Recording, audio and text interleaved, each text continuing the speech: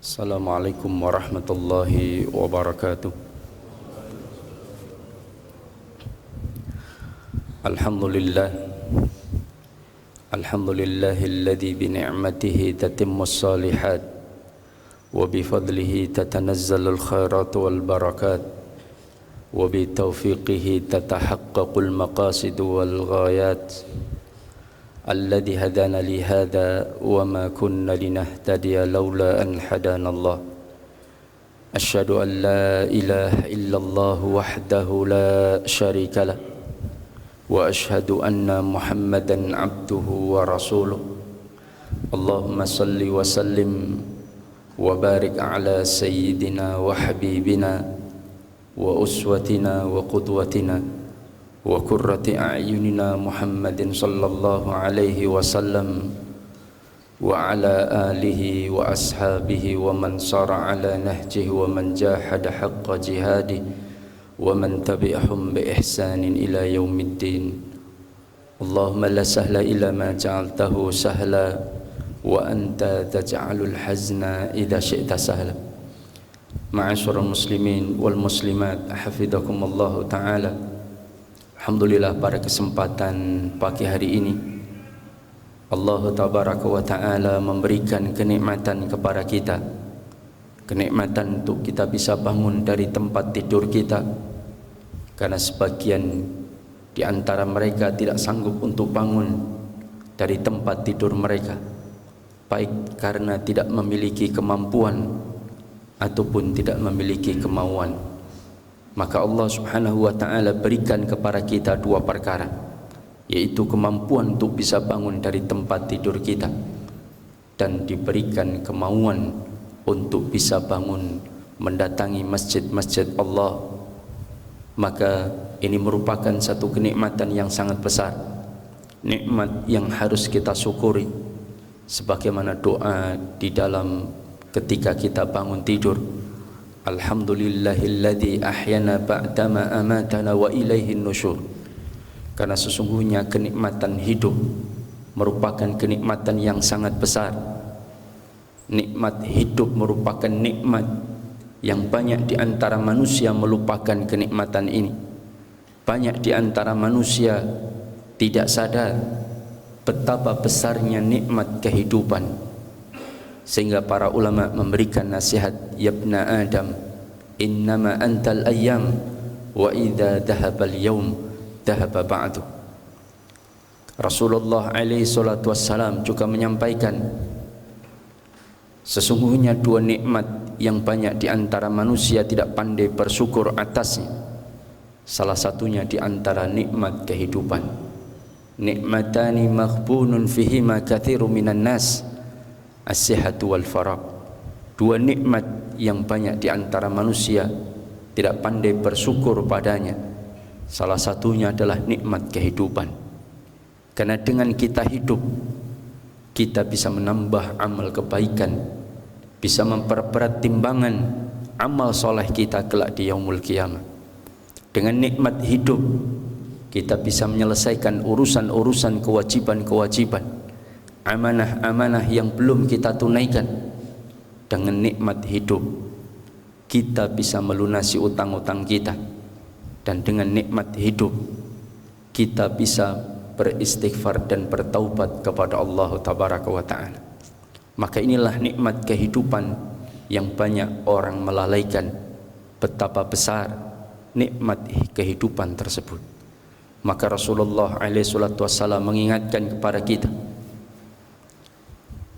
tentang betapa besar kenikmatan kehidupan, sehingga ketika Rasulullah melewati di satu makbarah, Rasulullah alaihi salatu wassalam mengatakan, sungguh penghuni kuburan ini, kata Rasulullah, memohon kepada Allah, berharap besar, lebih dari harapannya kalian atas dunia ini, yaitu berharap untuk bisa hidup sebentar, untuk bisa mengerjakan sholat 2 rakaat.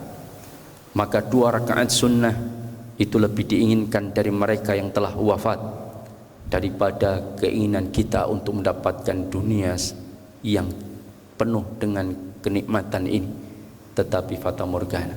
Maka ma'asyiral muslimin rahimani wa rahimakumullah, mudah-mudahan kita termasuk hamba Allah yang pandai bersyukur atas nikmat kehidupan, nikmat keamanan, nikmat kenyamanan yang sebagian dicabut oleh Allah Subhanahu wa taala kepada saudara kita yang mereka tidak mendapatkan kenikmatan keamanan. Ya, mereka harus hidup dalam keadaan yang setiap saat nyawa mereka terancam kematian. Maka ma'asyiral muslimin rahimani wa rahimakumullah, inilah nikmat kehidupan. Mudah-mudahan kita bersyukur dengan hati kita, dengan lisan kita, dan kita buktikan dengan anggota badan kita bahwa nikmat kehidupan betul-betul kita gunakan untuk kebaikan amal soleh kita, yang mudah-mudahan kita selamat dan mampu menjawab pertanyaan atas nikmat kehidupan kita yang telah akan Allah tanyakan 2 pertanyaan dari 5 pertanyaan yang Allah akan berikan kepada kita. An umrihi fima afnah wa an syababihi fima ablah, tentang umur yang kita miliki dihabiskan untuk apa dan masa muda kita gunakan untuk apa. Maka Allah akan tanyakan 2 perkara ini. Ma'asyiral muslimin rahimani wa rahimakumullah, pada kesempatan pagi hari ini saya menyampaikan sesuai dengan tema yang diminta, yaitu tentang fikih muamalah, ya. Maka saya menyampaikan, mudah-mudahan ini belum pernah saya sampaikan, tentang 3 perkara dalam bermuamalah yang sering dilakukan oleh sebagian kaum muslimin, padahal 3 perkara ini adalah praktek yang diharamkan. Jamaah yang dimuliakan Allah, ini dijelaskan oleh Syekh Abu Bakar Jabir Al-Jazairi rahimahullah dalam kitab beliau Minhajul Muslim, yang insyaallah hampir semua santri yang pernah mondok pesantren itu paham tentang kitab ini, karena kitab ini dipakai oleh hampir di seluruh pondok-pondok pesantren, ya, di Indonesia, ya.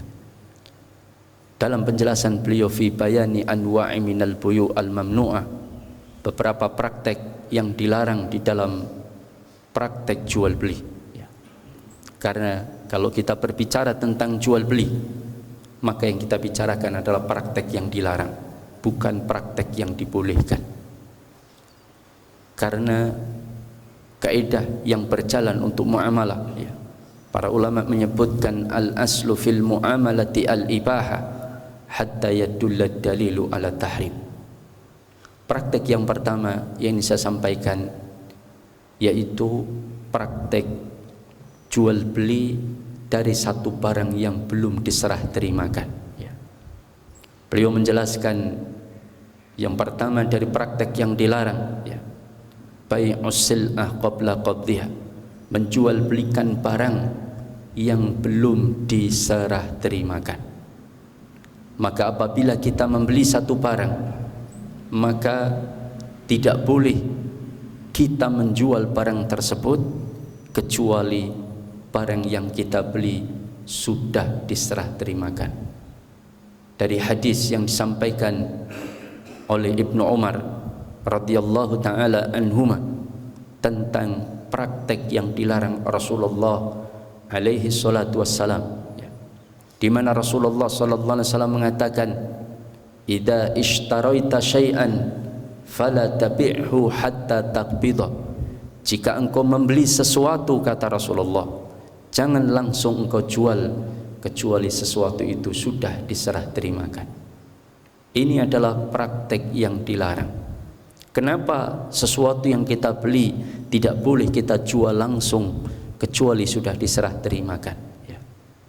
Maka ini kaidah yang dibuat oleh Rasulullah, yang ditetapkan oleh beliau. Maka kita masuk logika kita atau tidak, maka tugas kita adalah sami'na wa ata'na. Silahkan mencari hikmah kenapa praktek ini dilarang. Sebagian ulama mencoba untuk menggali hikmah dengan menyandarkan pada beberapa riwayat yang lain tentang tidak bolehnya mengambil keuntungan tanpa ada resiko dan usaha. Maka para ulama mengatakan, kenapa orang-orang yang membeli satu barang dagangan, lalu ketika barang dagangan itu belum diserah terimakan, maka tidak boleh baginya untuk memperjualbelikannya karena ia belum menerima resiko atas barang yang dia beli. Karena ketika dia membeli satu barang belum diterima, maka resiko barang itu masih di tangan penjual. Masih di tangan penjual. Maka tidak layak, kata para ulama, seseorang itu ketika membeli satu barang dagangan, dia belum menerima barang dagangan itu lalu kemudian memperjualbelikannya, berarti dia masih memberikan resiko itu pada penjual tempat dia membeli, tetapi dia sudah mengambil keuntungan darinya. Maka terima dulu barangnya, resiko sudah berpindah atas barang dari penjual kepada dirinya, maka baru dia layak untuk mendapatkan keuntungan. Ini hikmah yang coba digali oleh para ulama. Salah satu kenapa praktek jual beli barang yang belum diserah terimakan itu tidak diperbolehkan. Nah, jamaah dimuliakan Allah, jika saya membeli satu barang misalkan di satu toko A, barang itu dikirim baru masih nanti sore, tetapi saya sudah jual barang itu sekarang, bahkan saya transaksikan di tempat saya membelinya, maka resiko barang itu sesungguhnya masih ada pada pihak penjual, tetapi kemudian saya mengambil keuntungan atas barang tersebut, sehingga hal ini dilarang oleh Rasulullah alaihi salatu wassalam. Nah, jamaah dimuliakan Allah, ini alasan yang pertama. Sebagian ulama menambahkan kenapa transaksi ini dilarang. Kata para ulama, karena jika ini dilakukan maka bisa menimbulkan konflik atau perselisihan. Beberapa waktu yang lalu saya mendapatkan keluh kesah beberapa jamaah yang membeli dua properti yang dijual oleh sebuah developer yang mengatasnamakan developer syariah, tapi ternyata bermasalah. Bahkan kata salah satu jamaah yang bermasalah atas transaksi tersebut, kami berkumpul ternyata ada sekitar 40 orang, 40 coupling paling tidak, yang dibeli dari satu developer yang ternyata itu bermasalah. Kenapa bisa bermasalah? Maka saya tanyakan, apa masalahnya? Jadi begini Ustaz, kami membeli coupling di salah satu developer, ada yang cash, ada yang dicicil beberapa kali, ada yang dicicil selama 1 tahun. Tapi setelah dibeli, ternyata tanah itu bermasalah. Tanah itu ternyata masih sengketa. Tanah itu ternyata diambil alih oleh pihak yang lain yang katanya adalah pemilik tanah asli. Maka ketika kita cek, ternyata praktek yang dilakukan oleh pengusaha ini, sang developer, yaitu membeli tanah kemudian dia perjualbelikan, padahal tanah itu belum diserah terimakan. Kenapa? Karena ternyata model yang dia pakai, ada tanah waktu itu kalau tidak salah transaksinya sekitar 1,5 miliar, tanah sawah siap kering, kemudian dia beli senilai 1,5 miliar, tapi dia DP dulu dengan DP kalau tidak salah sekitar 300 juta atau 400 juta, dan dia minta waktu 6 bulan untuk melunasinya. Ternyata dalam waktu 6 bulan inilah di mana penjual belum mau menyerahkan sertifikat dengan adanya balik nama atau AJB, tetapi memang mengizinkan silakan tanah itu mau jalan garap, tetapi secara penyerahan hakikatnya belum kami lakukan karena belum dilunasi. Maka peralihan perpindahan penyerahan itu baru terjadi setelah tanah itu lunas. Dan betul, ketika sudah di DP, maka sang developer ini pun kemudian menggarap tanah tersebut. Dia uruk, dia kapling-kapling, dia set plan, dan dia jual. Ketika dia lakukan hal tersebut, 6 bulan di mana dia menjanjikan pelunasan atas tanah tersebut, tapi ternyata 6 bulan meleset. Baru beberapa pembayaran, beberapa tahapan pembayaran.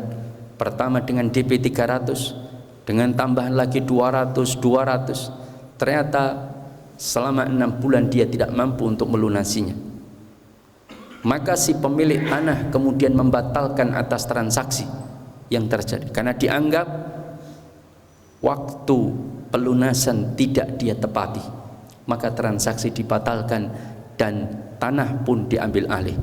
Dan tidak sedikit yang mereka kemudian mengambil urbun atau DP atas transaksi tersebut. Maka jamaah dimuliakan Allah, sehingga terjadilah sengketa. Ada pula yang kemudian modelnya sebetulnya dia mampu melunasi, tetapi ternyata sebagian pembayaran dari penjualan tanah kapling dia gunakan dengan model yang sama untuk membeli tanah sawah yang lain untuk dia kapling-kapling kembali dengan model yang sama. Ternyata keserakahan untuk bisa membeli tanah yang lebih banyak untuk bisa mendapatkan keuntungan yang lebih besar, ternyata berujung tidak mampu dilunasi dalam waktu yang telah ditetapkan.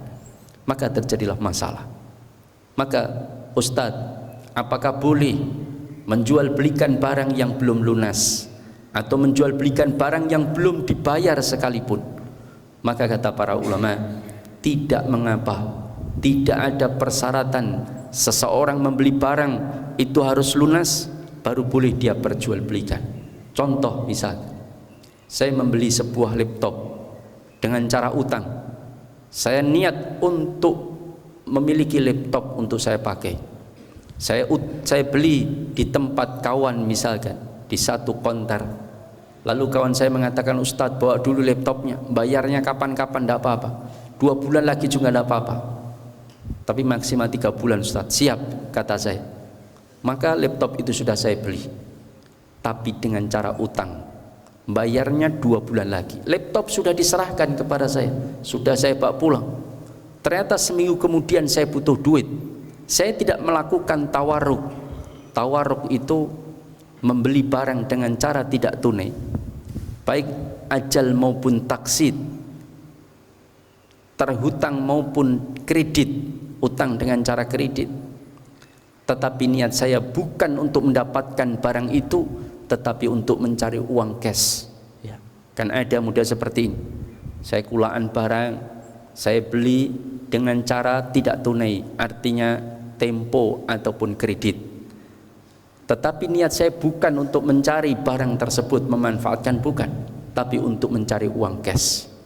Ketika saya beli di toko A, kemudian saya dapatkan dengan cara tidak tunai, lalu saya dapatkan barang, lalu saya jual kepada si fulan, orang lain misalkan, maka inilah disebut dengan tawarruk. Para ulama seperti Umar ibnu Abdul Aziz, khalifah yang dianggap khalifah yang kelima, menyatakan bahwa tawarruk adalah tali pengikat riba dan hukumnya adalah haram. Tapi sebagian ulama yang lain mengatakan tawarruk itu adalah boleh kalau telah terpenuhi beberapa syarat. Satu, dalam keadaan darurat. Ini fatwa yang disampaikan oleh Syekh Muhammad ibnu Saleh Al-Utsaimin rahimahullah. Jika seseorang dalam keadaan darurat mendapatkan harta, seperti kebutuhan yang sangat mendesak, operasi misalkan, atau untuk menyambung kehidupannya. Kemudian yang kedua, dia telah berupaya dengan cara yang halal, jelas kehalalannya tidak diperdebatkan.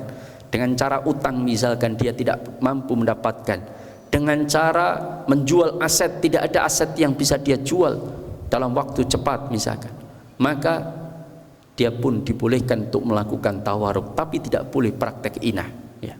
Tidak boleh praktek inah. Kalau praktek inah, dia beli di toko A dengan cara tidak tunai, misalkan 6 juta dicicil selama 1 tahun, kemudian dia jual kembali ke toko tersebut dengan cara cash, dengan harga yang lebih rendah.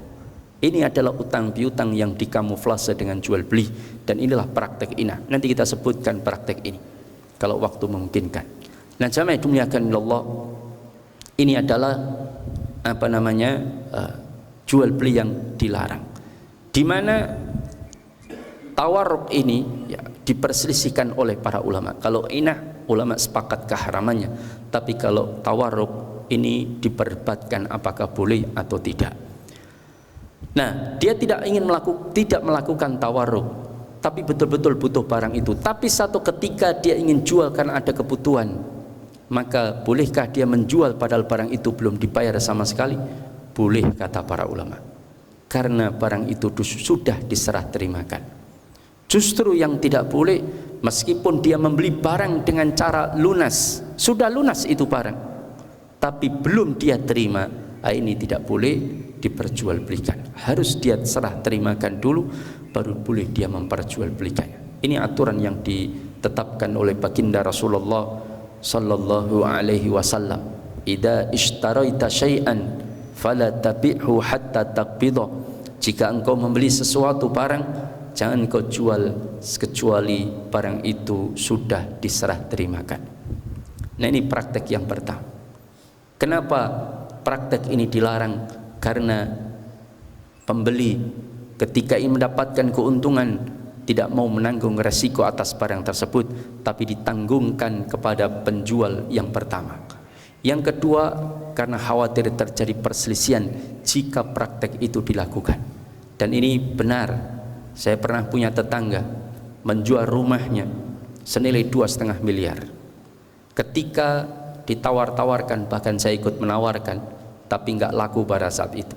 Sudah lama, hampir 3 bulan lebih, tanah rumah itu dijual tapi nggak laku-laku. Rumah itu di pinggir jalan besar kota Solo. Kemudian tahun 2007, ketika ternyata satu ketika ada laku, ada yang mau beli, maka ketika datang kepada si pemilik ini, kemudian melihat-lihat cocok, maka dibayarlah rumah tersebut. Tapi ada pembayaran yang ditangguhkan karena dia ingin melunasinya ketika nanti sudah serah terima baik sertifikat maupun rumahnya. Karena si penjual itu meminta waktu 2 pekan sampai 1 bulan untuk menempati rumah itu sambil mencari rumah yang baru dari pembayaran hampir mayoritas yang telah dibayarkan. Maka ketika transaksi selesai, kemudian dia minta tangguh waktu 2 pekan sampai 1 bulan untuk diserah terimakan, maka pulanglah si pembeli ini. Ternyata baru beberapa hari, 4 hari kalau tidak salah, datang kembali ke pemilik rumah yang pertama yang dia telah menjualnya kepada beliau. Dia datang bersama pembeli, ya. Kemudian dia bawa, kemudian melihat-lihat, menyampaikan, Pak, ini rumah mau saya jual lagi. Saya akan datang ke situ dengan pembeli saya. Pokoknya taunya dia itu adalah rumah saya. Oh ya, siap, tidak masalah. Yang penting nanti saya minta waktu 2 pekan sampai 1 bulan untuk saya tempati sambil saya membeli rumah yang baru. Oh, tidak ada masalah. Dia insya Allah mau, siap. Sekaligus nanti balik nama kalau kami sudah deal. Langsung kepada pembeli saya, tidak usah balik nama saya. Ya, karena kalau balik nama saya, kemudian habis itu dibalik nama lagi kepada pembeli, biaya mahal. Karena sekarang pajaknya cukup besar, ya. Karena kemarin ada jamaah datang kepada saya, Ustadz, ibu saya meninggal, lalu bapak saya minta seluruh harta aset ibu segera diurus. Akhirnya kita urus balik nama ke bapak dan anak-anak. Habis pajak, turun waris dan balik nama, itu habisnya sekitar untuk pajaknya saja 300 juta. Baru 2 bulan Ustadz, bapak saya mati. Habis itu balik nama lagi ke kami, Ustaz, ke anak-anak, turun waris, dan pajaknya 300 juta. Dan uang itu kami nggak ada. Terus gimana, Ustaz? Ya sudah, jual tanah itu, kemudian bayar pajaknya. Kalau mau turun waris dan balik nama. Nah, maka jamaah dimuliakan Allah, akhirnya pun kemudian terjadilah transaksi deal. Ketika deal, maka disampaikan, Pak, nanti beliau pembeli saya mau sekaligus balik nama langsung hari ini. Kira-kira bisa atau tidak? Oh, bisa, tidak ada masalah. Tapi ya tadi syaratnya 2 pekan baru saya serah terimakan karena mau saya mencari rumah. Oh, tidak ada masalah. Ketika mau berangkat ke notaris, maka si pemilik rumah yang pertama yang sudah jual tadi bertanya kepada pembeli yang dibawa oleh penjual kedua yang membeli darinya, ya, rumah tersebut. Ditanya, Mas, jenengan beli rumah itu berapa? Ya, beli rumah ini berapa? Kata dia, ya alhamdulillah Pak, saya beli rumah ini ya harganya masih masuk hitungan. Menurut saya termasuk lumayan murah. Ya. Berapa? 4 M. Jadi penjual pertama tadi pemiliknya menjual 2,5 M. 3 bulan nggak laku, seneng dia. Ada yang membeli tanpa menawar. Tapi ternyata dalam 4 hari pembelinya menjual kembali di hadapan dia, laku 4 miliar. Maka apa yang terjadi? Betul, shock berat itu pemilik rumah yang pertama. Tahu kalau ternyata rumahnya bisa laku hingga 4 M, Pak. Karena dia nggak tahu ternyata harga tanah pasaran rumah itu bisa laku 4 M. Karena memang luas sebetulnya rumahnya, hampir 900 meter sampai 1000. Kalau nggak salah 1050 ya. Tahun 2007 ya, di jalan Perintis Kemerdekaan ya, kan itu termasuk jalan besar, Pak. Maka kemudian ketika tahu harganya 4 M dan bisa laku, yang tadinya dia senang rumahnya laku 2,5 miliar tanpa ditawar, dibeli, kemudian sekarang dia tahu bahwa dia kehilangan 1,5 miliar karena ternyata rumah itu bisa laku 4 M, Pak. Maka dia langsung masuk kamar, dia rembukan dengan istrinya, "Dik, ternyata rumah ID so laku petang M piye iki?" "Wah, berarti ID rugi, Mas." "Iya, ini ternyata bisa laku 4 M.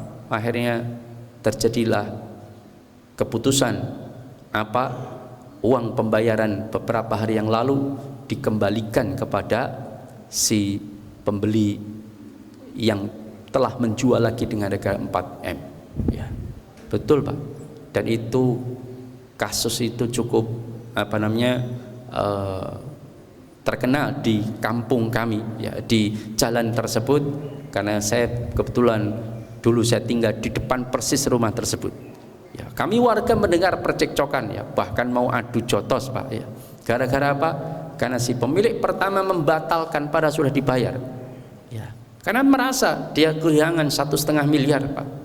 Rugi, apalagi ketika dia rembukan sama istrinya lebih memet lagi. Wah, rugi ide Pak, wis batal kewe. Kita menang karena belum balik nama, kan gitu. Mau bagaimanapun kita nggak tanda tangan nggak akan balik nama. Ya. Apalagi sertifikat masih di pihak ketiga, ya sudah, maka akhirnya dibatalkanlah transaksi itu ya. Tapi sempat adu mulut cukup keras ya, bahkan mau adu jotos ya. Maka inilah yang dikhawatirkan terjadi ketika transaksi itu dilakukan di tempat dia membelinya. Abdullah bin Abbas radhiyallahu taala anhuma mengatakan, sesungguhnya orang yang memperjualbelikan barang yang belum diserah terimakan, apalagi di tempat dia membelinya, itu sama saja dia menukar dinar dengan jumlah yang berbeda. Ini pendapat Al-Imam Ibnu Abbas radhiyallahu taala anhu. Maka tidak diperbolehkan. Maka beliau mengeluarkan fatwa hendaknya dipindahkan dulu atau diserah terimakan dari pemilik yang pertama kepada pemilik yang kedua, supaya salah satunya adalah menghindari adanya konflik. Wallahu ta'ala a'lam bishawab. Ini tentang dua alasan yang coba digali oleh para ulama kenapa menjual belikan barang yang belum diserah terimakan tidak diperbolehkan. Dan ini terjadi pula, saya tahu, dalam praktek jual beli hewan kurban, Pak. Jadi ada orang yang modelnya dengan modal 10 juta bisa untung 20 juta, Pak. Betul, Pak. Ini salah satu transaksi dilakukan di depan mata saya, Pak. Jadi ternyata ketika saya tanya bakul, "Oh, dia kok borong, Mas?" "Iya, dia biasa begitu. Dia modal 10 juta, bakul datang, misalkan dia bawa sapi dari satu kota, biasanya Trenggalek, dia datangkan ke Solo, habis itu didatangi orang, 'Mas, sapi 10 tak bayar, ya, tapi tak DBC 1 juta, yang penting sapi ini sudah milik saya.' "Oh, enggak apa-apa." Penjualnya juga mau karena sudah pasti laku. "Berapa?" "Saya rut ini misalkan harganya dia minta 23, wis Mas 21,5 atau 22 lah." "Oke, enggak masalah." Karena datang awal-awal, kemudian dibayar 10 sapi. Setelah dibayar di DP, sapi itu belum diserahkan, Pak, wong belum lunas. Mana mungkin dia mau menyerahkan sapi itu. Maka habis itu dia cari pembeli, Pak. Nanti mendekati Idul Adha, dia tawarkan ke masjid-masjid, "Saya punya sapi 10 ekor, ya atau tidak? Di tempat ini nanti bisa lihat di kandang saya," padahal kandangnya milik penjual pertama. Maka kemudian dia beli katakanlah 22 ditawarkan ke masjid-masjid 24, 25. Saya punya sapi mas untuk masjid, adalah saya biasa 25, untuk masjid 23,5 enggak apa-apa. Ya dia kulaan 21. Baru di DP belum diserahkan tapi sudah dijual ke masjid-masjid atau dijual ke banyak orang. Dia modal 10 juta dapat 10 sapi pak. Satu sapi diambil 2 juta kali 10 sudah 20 juta pak. Ini saya nggak ngajari loh pak ya. Tapi saya memberitahu praktek ini dilarang. Kenapa? Karena belum diserahkan. Tapi kalau dia beli sapi 10 ekor baru di DP, pemiliknya percaya sama pembelinya, wes gowonen mas tak kirim ke kandangmu, terus dia jual meskipun belum lunas nggak ada masalah, yang penting sudah diserah terimakan. Dia mau menanggung resiko sapi itu, dia kasih makan, kalau mati dia harus menanggung, itu layak dia mendapatkan keuntungan. Tapi ini tidak, dia beli sapi resiko masih ditanggung penjual, dia hanya modal DP dapat untung 20 juta. Dan ini banyak terjadi beberapa ke desa-desa menjelang misalkan 1 bulan sebelum Ramadan, sebelum kurban, atau paling tidak 3 pekan biasanya, dia sudah hunting ke petani-petani di desa, mas sapinya tak tuku piro iki, wah 23 pak, wes 22 wae genah payu saiki jebangin jalan mikir, nah, kan begitu. Nanti ketika menjelang lebaran kan semakin mahal harganya, dia bisa jual 25, 24 tanpa resiko, karena resiko masih ditanggung si pemilik atau peternak tersebut. Dia DP 1 juta, kemudian dia jual nanti mendekati apa namanya Idul Adha kurang 2 hari atau 3 hari kan masjid-masjid ngelunasi dia, pelunasannya untuk bayar ngelunasi peternak sapi, sudah selesai. Nah, ini tidak diperbolehkan. Nah, ini menjual belikan barang yang belum diserah terimakan. Wallahu ta'ala a'lam shawab. Yang kedua ya, tentang praktek jual beli yang dilarang ya, yaitu praktek najshi, bai'un najshi, atau sebagian menyebutnya najasi. Kenapa praktek ini disebut najasi? Ada sebagian para ulama menyebutkan karena praktek ini biasa dilakukan oleh penduduk Najasi. Apa yang dimaksud praktek ini? Kata para ulama, yaitu adanya pengelabuhan dalam proses penawaran dan permintaan ya, atau dalam proses transaksi. Pengelabuhan baik kepada penjual maupun kepada pembeli, yaitu pengelabuhan atas praktek jual beli. Kalau bahasa kita yang sering kita kenal itu praktek ngentul pak. Tahu ngentul pak? Ya, ngentul itu apa pak? Pura-pura nawar pak. Ya, misalkan saya penjual di pasar burung Depok misalkan, jual murai misalkan pak ya, pasarannya harga 700-800, kan baru miduk pak sekarang. Ini bagi pecinta burung, saya juga nggak punya murai pak, cuman diberitahu tetangga saya, ini baru miduk mas mang tuku murai. Nah, kan itu. Saya pernah beli sekali mati pak, baru sehari ya, karena nggak biasa melihara burung berkicau ya. Nah, ketika apa namanya dia jual itu murai, katakanlah pasaran 700-800 ribu per ekor. Kemudian ketika dia jualan, dia suruh 5 kawannya untuk pura-pura ngerubungi dia dan nawar pak ya, supaya nanti yang lain terkecoh bahwa murainya dia sedang dilirik banyak orang, sedang diminati, ditawar, mas 100 mas, wah mboten mas, yang 1,2 enggak, wah nawar lagi, mas koyong ini, wah ini bagus mas, ya bagus tapi jangan mahal-mahal, wah macam-macam dia tawar dengan semangat. Penjualnya dengan gigih pula tidak ingin melepaskan, yang lain juga pun pura-pura menawar untuk di atas dia sedikit, masih nggak dikasihkan. Lalu ada pembeli asli pak, coba ikut nimbrung, lihat-lihat, terus kemudian dibisiki sama apa namanya yang lain, mas mengundak ke 975 mas, bu menoti culke atau sayuto mas, mungkin kuloi wangi, padahal liane yang tadi nawar memang satu tim pak. Akhirnya kemudian dia coba nawar, mas 1 juta mas, ini pun betul nopo-nopo nggih jenengan, bukanlah kaget tuh, kok langsung diculke.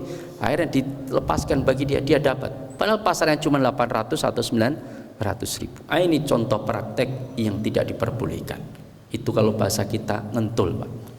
Tapi juga bisa terjadi terhadap penjual pak, dan ini terjadi dalam praktek bai'ul muzayadah atau jual beli dengan sistem lelang pak. Saya diberitahu oleh sebagian pelaku lelang, Pak. Pelaku ikut jual beli lelang. Saya punya kawan, dia pengusaha toko besi, dia sering ikut lelang di Semarang, di Jakarta, di Surabaya. Saya tanya, "Apa ya gue menang terus?" "Oh, saya malah jarang menang." "Lah, tapi ngapa ikut terus?" "Oh, saya nggak menang tapi dapat duit saya." "Lu kok bisa?" Dia cerita, gini caranya. Jadi misalkan lelangan dari pemerintah, misalkan pemerintah kota atau provinsi atau dinas melelang 5 unit atau 10 unit mobil misalkan tipe tertentu. Pasaran mobil itu kalau kulaan harga 90 juta sampai 100. Dilelang dibuka harga 50 juta. Maka ternyata peserta lelang itu sudah sepakat dulu. Jangan nanti ditawar di atas 60 juta. Paham? Berarti ada selisih kulaan di luar dengan kulaan dia 30 juta. 60 dapatnya, seharusnya pasarannya 90 hingga 100. Anggap aja 90, berarti selisihnya 30 juta. Ada 10 unit, berarti sudah untung dulu sebelum ngambil keuntungan jual beli nanti di luar sekitar 300 juta. Lalu siapa yang dimenangkan? Mereka sepakat, Pak, diundi sendiri, Pak. Nanti yang menang itulah yang berhasil. Cuman konsekuensinya yang menang lelang itu harus membayar yang tidak menang lelang, Pak.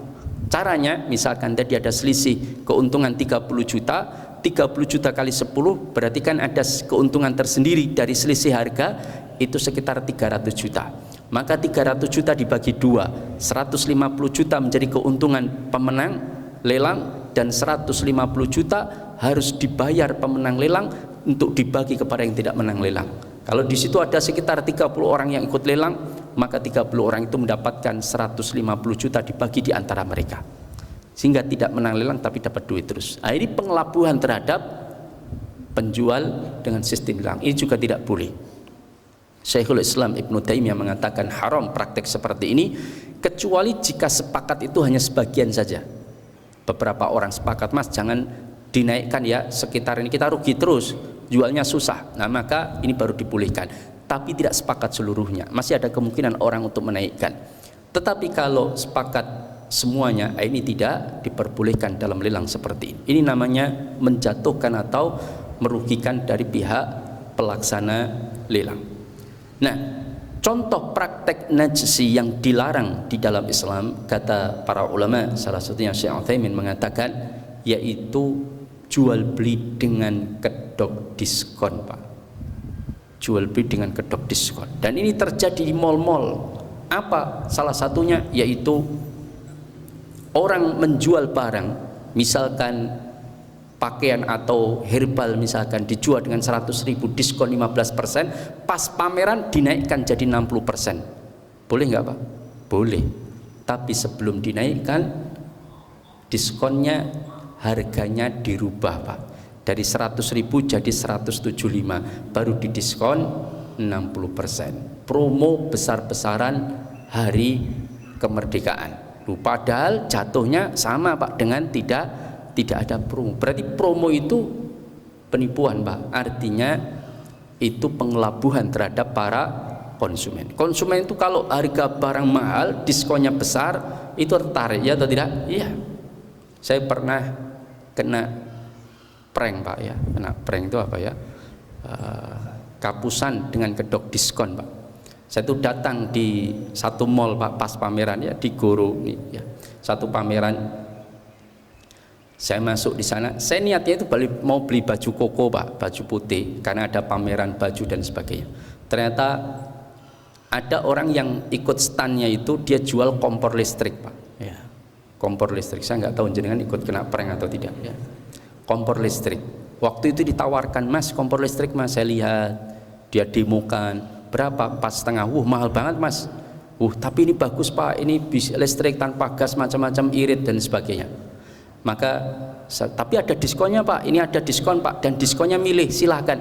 Nanti kita undi. Kalau Anda dapat diskon ada 10%, 15%, 20%, 40%, dan ada satu diskon VIP, Pak. Jadi kompor listrik harga 4,5 juta ini hanya dibayar 2,5 juta, 2,4 kalau tidak salah. Kemudian plus dapat juicer dan dapat panci, Pak. Banyak juga, Mas. Iya, ini besar, Pak. Oh, nantilah saya tak pikir-pikir dulu, saya mau beli baju dulu. Saya dicegat, Pak, coba ngambil diskonnya dulu di kotak. Ya. Akhirnya saya ngambil. Ketika ngambil dibuka VIP, Pak. Ya. Yang kaget bukan saya, yang kaget penjualnya. Loh, VIP Mas? Dia tanya sama sampingnya, sama-sama penjual. Wah, apa iya? Coba dilihat. Wah, bener VIP. Lah kenapa Mas? Saya tanya kok kaget sendiri? Ya tidak. Begini Pak, Bapak KTP-nya mana? Saya Solo Laweyan.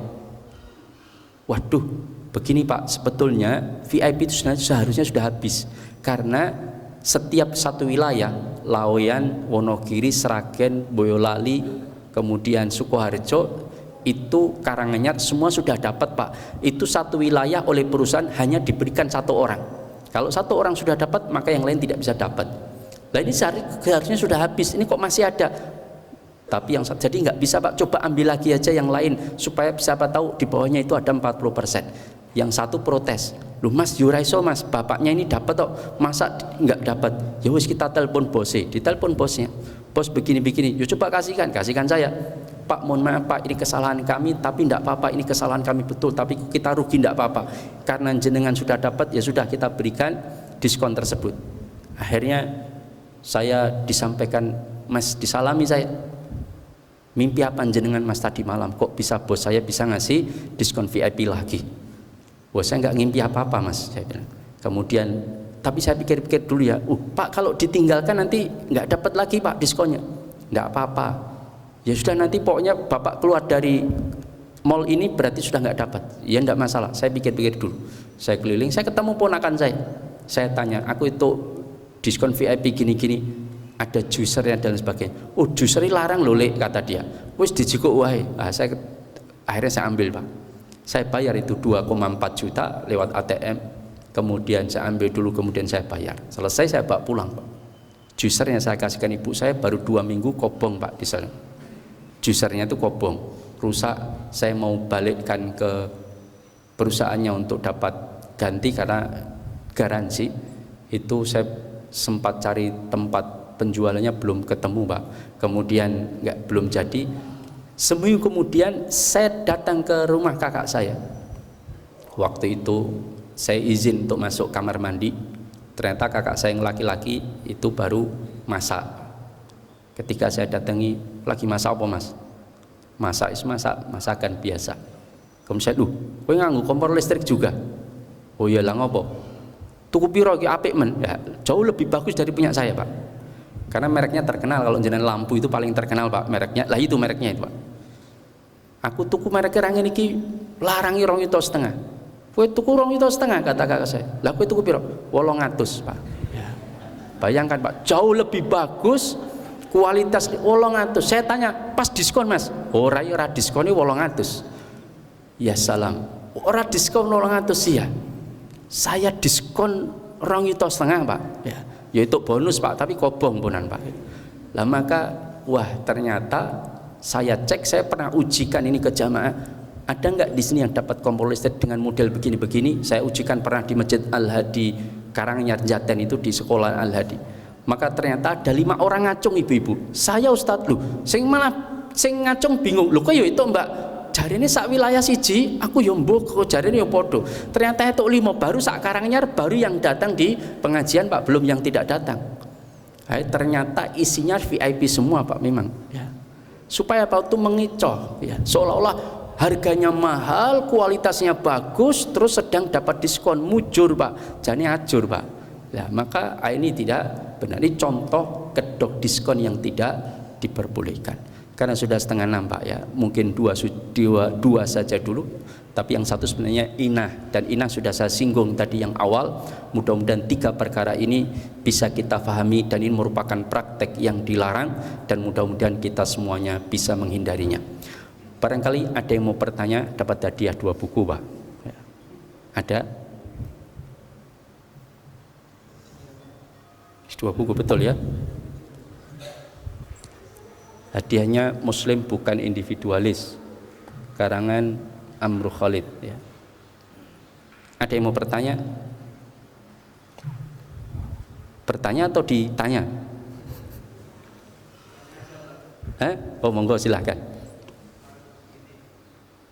Transaksi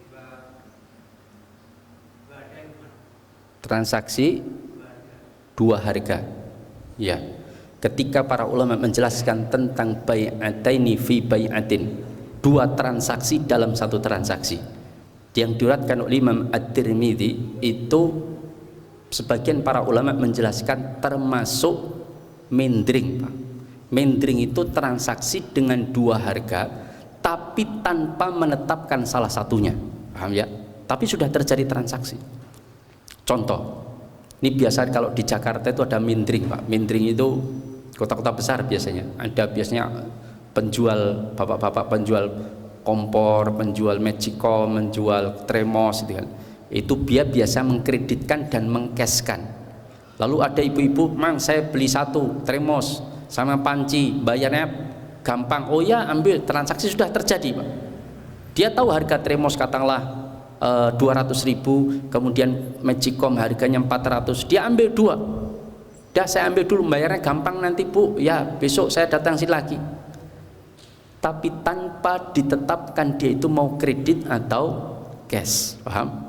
Oh ternyata saya kredit aja Mang, ya sudah, berarti enggak 300 ya, berarti 375 selama setahun. Nah ini hukumnya haram, tidak boleh. Karena tidak ditetapkan salah satu ketika transaksi itu dilakukan. Atau bentuknya begini, misalkan, "Mas, ini tremos saya beli ya 300, tapi saya DP dulu 50. Oh ya enggak apa-apa, yang 250 besok 2 hari lagi jenengan ke sini." Siap. Ketika 2 hari kemudian dia datang, ternyata enggak ada duit. "Mas, saya cicil aja Mas, saya ternyata enggak punya duit." Oh ya sudah, kalau cicil enggak apa-apa, tapi harganya enggak 300 seperti sepakat kemarin, naik karena jenengan nyicil, maka jadi 350, dicicil selama 1 tahun, per bulan sekian puluh ribu. Itu hukumnya haram. Itulah disebut menjual dengan dua harga tanpa menetapkan salah satunya atau berubah harganya. Nah, sedangkan ketika dia tawarkan, misalkan, "Pak, ini ada handphone, jenengan beli 5 juta kalau cash, tapi kalau jenengan pengen nyicil selama 1 tahun 6 juta, per bulan 500, jenengan pilih mana?" Wes kula pilih kredit mawon 6 juta selama 1 tahun. Ini menurut jumhur ulama boleh. Yang penting ditetapkan salah satu harganya, paham? Oh saya pilih kredit aja, boleh, tidak ada masalah. Ini pendapat jumhur ulama. Meskipun ada ulama yang tidak membolehkan, ada seperti Syekh Al-Albani, tapi pendapat itu tidak dipakai oleh banyak para ulama. Jumhur membolehkan asalkan ketika transaksi harga mana yang dipilih sudah jelas. Wallahu ta'ala a'lam shawab. Ada satu lagi, mau topik atau di luar topik tidak mengapa, monggo silakan. Pada prinsipnya jual beli pengen untung ya. Kalau misalnya bicara menaikkan harga di dalam fikih, apakah ada aturan maksimal sekian persen atau mungkin ada semacam buat? Ya, tentang mengambil keuntungan, apakah di dalam Islam itu ada batasan? Ini memang ada khilaf di kalangan para ulama, tapi pendapat yang lebih rojih, yang lebih tepat, dan ini mayoritas, bahwa keuntungan di dalam Islam tidak diberikan pembatasan, tapi diberikan arahan. Rasulullah mengatakan agar kita itu bersikap samhan idza ishtara wa samhan idza qtada wa samhan idza ba'a. Kita itu disikap samhan itu memudahkan. Kalau jualan ngambil untung yang terjangkau harganya oleh masyarakat. Oh ngambil untung nggak usah besar-besar, yang penting market share-nya besar. Itu pun yang diajarkan Rasulullah SAW. Itu silahkan. Tapi secara aturan tidak ada pembatasan pengambilan keuntungan selama, kata para ulama, tidak melanggar dua hal. Apa dua hal itu? Satu, mendolimi konsumen dengan cara menipu mereka. Yang kedua, melakukan ihtikar. Ihtikar itu menimbun barang supaya terjadi kelangkaan, harganya kemudian naik, dia dapat keuntungan besar, maka nggak boleh. Tapi kalau selama bukan menimbun, tapi karena kelangkaan terjadi secara alamiah, paceklik misalkan, dia sudah bacot kulaan beras, per kilonya 12.000. Setelah kulaan beras itu 200 ton atau nggak usah banyak-banyak lah, 100 kintal misalkan, ditaruh di toko dia jualan seperti biasa, ternyata terjadi hujan lebat, angin ribut, banjir bandang, panen raya yang seharusnya panen di 3 wilayah, Jawa Tengah, Jawa Timur, Jawa Barat, rusak semua Pak. Kemudian kapal impor nggak bisa datang karena badai di lautan sangat besar, sehingga terjadilah kelangkaan. Dia yang sudah kulaan per kilo 12.000, ternyata di pasaran harga beras naik karena terjadi kelangkaan jadi 30.000 per kilo. Bolehkah dia jual 30.000 mengikuti harga pasar? Boleh, kata para ulama. Itu keuntungan yang Allah berikan kepada dia dengan terjadi kelangkaan, tidak ada masalah. Tapi kalau kelangkaannya karena penimbunan, itu nggak boleh ya. Berarti dia memanipulasi. Nah ini tidak. Contoh misalkan saya beli barang ya, kemudian barang itu ternyata saya kulaan, kemudian saya poles jadi barang antik. Saya belinya cuma 300.000, saya jual 12 juta. Memang barang antik misalkan. Ada sesuatu yang nilai jual tinggi dan orang mau, nggak ada masalah ya. Maka tidak ada masalah meskipun keuntungannya berlipat. Tetapi dalam Islam dianjurkan memang bersikap samhan idza ba'a. Dia bersikap memudahkan ketika dia menjual, yaitu salah satunya harganya terjangkau. Tapi itu diboleh. Atau yang kedua, mendolimi konsumen dengan cara menipu. Misalkan, Mas, handphone ini berapa? Oh, ini harganya mahal Mas, 5 juta pasarannya, tapi buat jenengan saya kasih aja 4,5, enggak apa-apa, saya turunkan 500.000. Padahal pasarannya cuma 2 juta Pak, paham? Saya nipu dia karena dia orang dari desa pegunungan misalkan, baru datang ke kota Solo bingung, datang ke Singosaren, maka saya tipu dia. Ini harganya pasarnya 4 juta Mas. Oh ini paling laris Mas, jangan kalau mau buat jenengan 4 juta saja enggak apa-apa. Terus dia beli padahal pasarnya cuma 2 juta. Saya nipu orang. Ini tidak boleh. Dia ngambil keuntungan dengan cara menipu. Tapi kalau saya nggak menipu, misalkan ada orang datang, Mas handphonenya berapa?